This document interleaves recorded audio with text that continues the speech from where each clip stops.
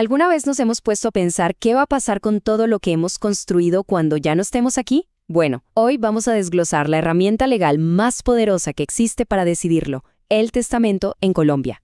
Y es que es una pregunta profunda, ¿no? Porque un testamento, al final del día, no es solo un documento legal, es la última expresión de nuestra voluntad, la manera de proteger nuestro legado y a nuestros seres queridos. Así que veamos cómo funciona esto en la práctica según la ley. Para entenderlo bien, vamos a seguir una ruta de 6 puntos. Empezaremos por lo más básico, lo fundamental, y poco a poco iremos avanzando hasta llegar a cómo se puede modificar o incluso desafiar un testamento. ¡Comencemos! Muy bien, vamos a la base de todo. ¿Qué es exactamente un testamento para la ley colombiana y por qué es una figura tan, pero tan importante? Miren, aquí está, directo del Código Civil. Hay unas palabras clave en las que quiero que nos fijemos. Acto solemne, o sea, es algo serio y formal. Dispone de sus bienes, que es su propósito principal. Y la más crucial de todas, revocar. Esto significa que una persona tiene total libertad para cambiarlo cuantas veces quiera mientras viva. Y para que veamos el poder que tiene, la misma Corte Suprema de Justicia lo llama el título del derecho. Esto es clave. O sea, un testamento no es simplemente una lista de deseos. Es un documento que crea derechos reales y exigibles para los herederos. Es un título de propiedad, por así decirlo.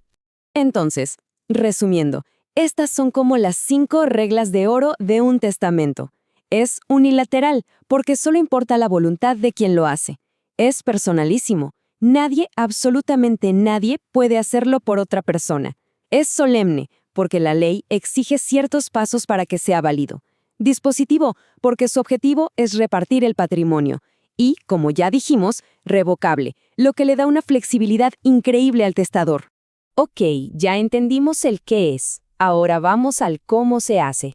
La ley en Colombia nos da principalmente 2 caminos formales, cada uno con sus propias características. Y aquí, la diferencia es fundamentalmente sobre la privacidad. Pensemos en el testamento abierto como un libro abierto. Tanto el notario como los 3 testigos saben exactamente qué dice. Por otro lado, el testamento cerrado es como una caja fuerte. Se entrega en un sobre sellado ante un notario y 5 testigos, pero ellos solo saben que existe un testamento, no lo que hay dentro. La elección depende de cuánta confidencialidad se quiera. Y además de esos 2, existe esta figura, el nuncupativo. Podríamos verlo como una especie de testamento abierto de emergencia para lugares o momentos donde no es posible encontrar un notario. Pero ojo, la ley se pone más estricta, pide más testigos y después un juez tiene que revisarlo y darle su aprobación para que sea válido. Bueno, ¿y ahora qué pasa cuando las cosas se ponen realmente extremas? Situaciones donde seguir los pasos formales es literalmente imposible, pues la ley es sabia y tiene un plan B. A estos se les conoce como testamentos privilegiados. Y el nombre les queda perfecto, porque son un privilegio, una excepción a la regla. Están diseñados para situaciones de vida o muerte, en medio de una guerra, en alta mar, momentos extraordinarios de verdad. Ahora, lo interesante es que estos testamentos son como soluciones con fecha de caducidad. El verbal, por ejemplo, solo sirve si la persona fallece muy pronto. Y tanto el militar como el marítimo pierden su validez si la persona sobrevive a la situación de peligro por más de 90 días. Son en esencia respuestas temporales para momentos límite. Bien, un testamento no aparece de la nada. Hay personas clave involucradas, quien lo hace, o sea, el testador, y los testigos. Y la ley es muy estricta sobre quién puede y quién no puede jugar estos papeles. El Código Civil, en su artículo 1661, lo deja clarísimo. Para poder testar, se necesita tener la capacidad de entender lo que se está haciendo y de expresar esa voluntad. Por eso es que un menor de 14 años o alguien que en ese preciso momento no esté en su sano juicio no puede otorgar un testamento válido. Y con los testigos, la lógica es la imparcialidad. Por eso la ley prohíbe que sea testigo alguien que tenga un interés directo en la herencia como un familiar cercano o, por supuesto, uno de los herederos. La idea es garantizar que no exista ningún tipo de presión o conflicto de interés que pueda manchar el proceso. Llegamos a un punto que suele generar muchísimas preguntas, y es que en Colombia la libertad de testar no es total, no es absoluta. La ley traza una línea muy clara para proteger a ciertos herederos.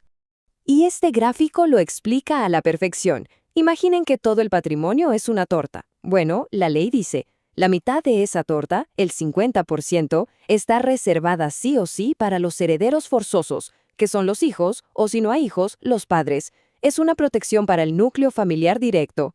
La otra mitad, es así, es de libre disposición, y el testador puede dejársela a quien quiera. Pero la validez de un testamento no solo depende de esos límites. También puede ser nulo si la voluntad de la persona no fue genuina. Por ejemplo, si alguien fue obligado a firmar bajo amenaza, eso es fuerza.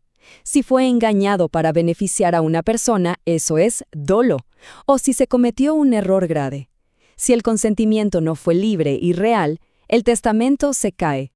Y llegamos a la parte final.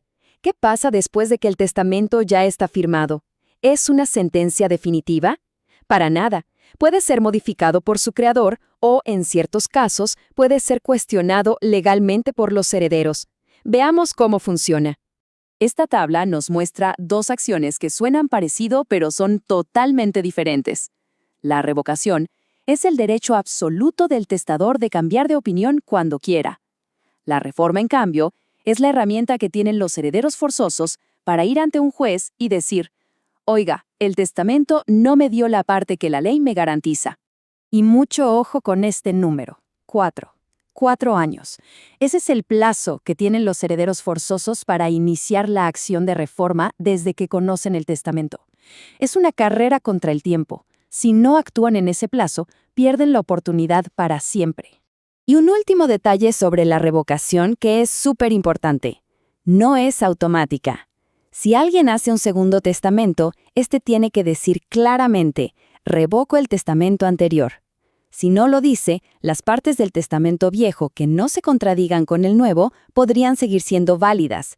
La claridad aquí es fundamental. Y así cerramos este viaje por el mundo de los testamentos. La pregunta final nos deja pensando, ¿verdad? Porque un testamento bien hecho, que respeta la ley, pero que, sobre todo, refleja una voluntad clara y libre, es la mejor garantía de que nuestro legado va a perdurar exactamente como lo planeamos. Muchas gracias por acompañarnos.